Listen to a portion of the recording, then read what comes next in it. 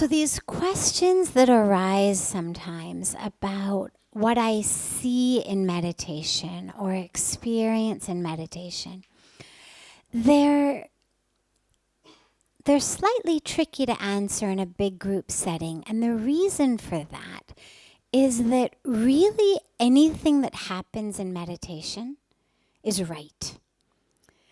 As long as you're meditating, it's right. And so I'll come to the aspect of this light in a moment for the questioner. But it's important to mention that just because this person has seen blue light, and you may be seeing a different color light, or you may not see light. A few months ago, we had somebody asking about shapes that they saw in meditation. And what's most important for the group to remember is whatever happens in meditation is right.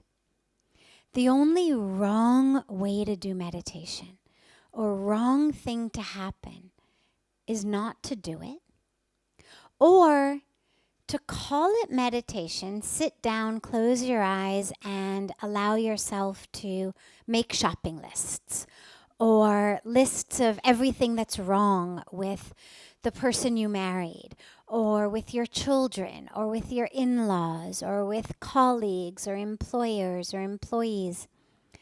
That's the only thing that would make you say, this isn't working for me. But that's because it's not meditation.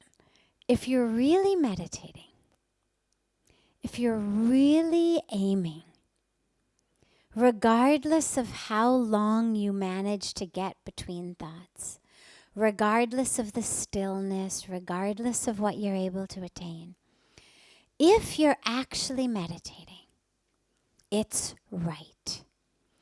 There is no higher or lower. Most of us have been so acculturated and so indoctrinated in our education, in our careers, in our culture, to kind of put everything in a hierarchy. Even when we're in school, our extracurricular activities, there's always, a hierarchy. I did karate, so you start with a white belt, and then you go up, and you can tell from far away who's higher based on the color of their belt. Oh, you're only a yellow belt, I'm a green belt. So there's this hierarchy in everything that we do. Where do you rank in school, in your class? What are your grades? What universities do you get into? What marks do you get there? What type of job do you get? What's your salary? All of these things. And so we're really used to this model of kind of getting better and better. If I, keep doing my mathematics, if I keep doing arithmetic, eventually they're gonna, take me into geometry. Or if I do addition really well, I'll learn how to do multiplication. If I nail 7th grade, I'm gonna move on to 8th grade. If I really nail it, maybe they'll skip me to 9th grade. And we bring this in, sadly, into our spiritual lives.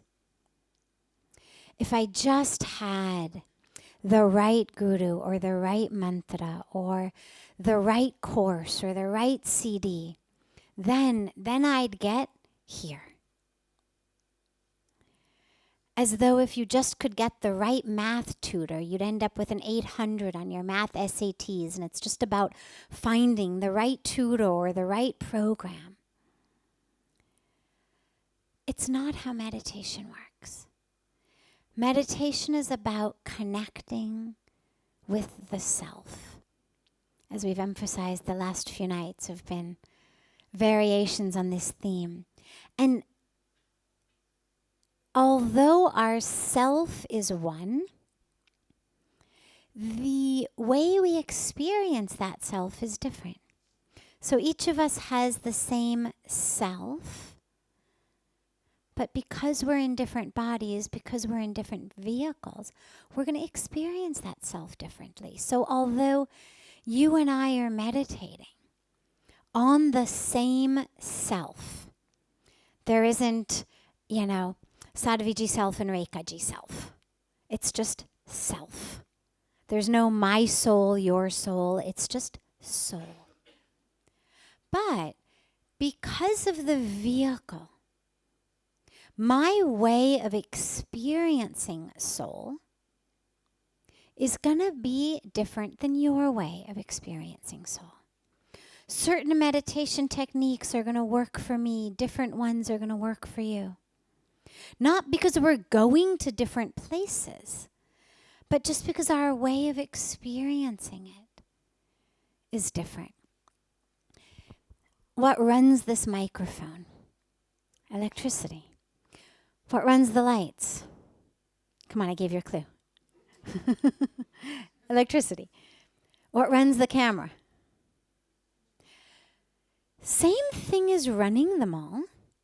The electricity running into this mic is the same as the electricity running into the light, same as the electricity running into the camera. But because the vehicle here is different than the vehicle there, is different than the fan vehicle, different than the camera vehicle, the experience of that electricity, the manifestation of that electricity is going to be different. Fan gives air, light gives light, mic gives sound.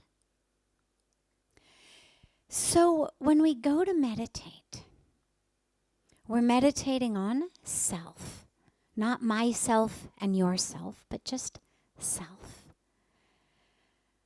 But I'm still going into it with my very specific, very personal medium of consciousness, which is my brain, my mind. That's how we experience the self. It's how we meditate. If you were brain damaged, you had no brain activity at all, soul would still be there, of course. But your ability to connect with it, we don't know what it looks like. Nobody's come from that state and come back and told us what the experience of the soul is like in that moment. But what we know is that when the brain stops, or when the brain gets injured or damaged or even stimulated, its way of experiencing everything shifts. So soul is there. But if there's no activity in your brain, chances are you're not chanting your mantra. They're actually able to see that kind of stuff on brain scans. Is an auditory area of the brain lighting up? No, you may be connecting with the soul, but you're not going into it the same way that we are. So each of us is going to go into it separately. We're going to connect with it separately. In the same way, for example, a simpler way to think about this is go to a rock concert. Everybody's sitting in the same rock concert. Some people are right up against the speaker and they think, oh, this is so great, and they're dancing and they're singing. For somebody else, it's physically painful in the ear. I know sometimes when we have some musicians come during yoga festival and stuff, I love them, but I've got to carry some earplugs down to the god and stick them in because literally it hurts my ears. I love the people playing it, but it's physically painful to actually sit there and listen. Whereas for most everybody else, they're up against the speaker, dancing, loving it, no problem. The sound is the same. We're each connecting to exactly the same sound. It's not my speaker, your speaker.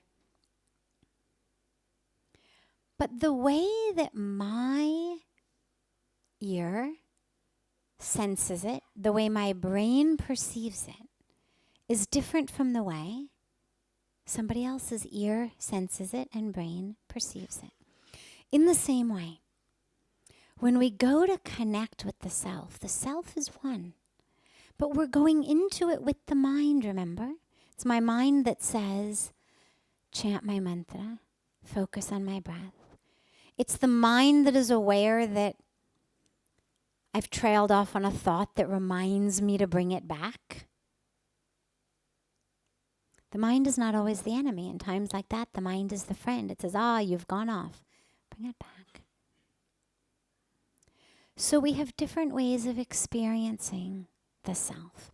And I give this background because when we start talking about blue light, it's wonderful. Don't worry about it. It's a good sign.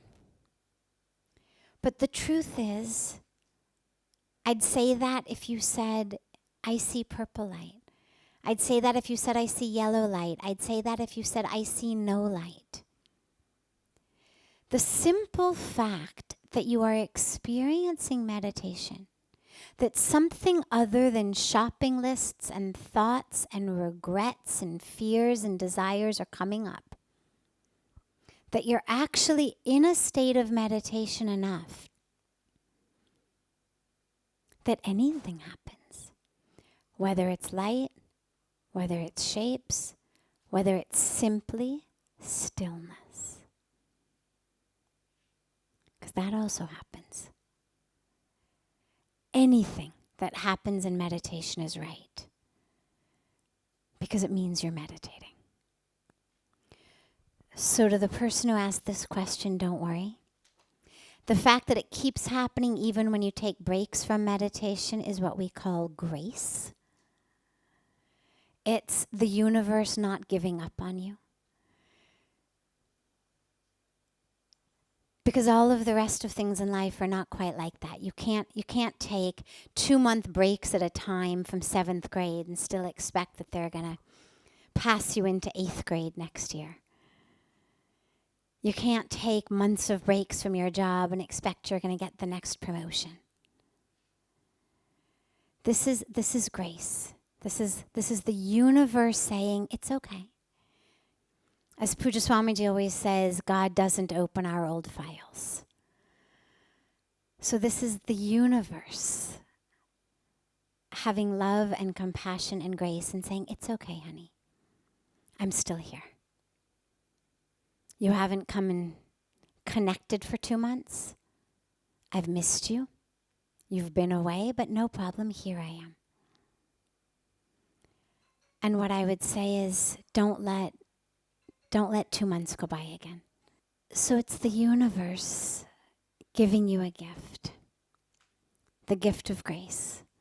And when you get a gift like that from the universe, it's a message that says, meditate more. Most people who even meditate a lot come in with the exact opposite problem. I've been meditating every day for 10 years and I still can't stop the shopping lists.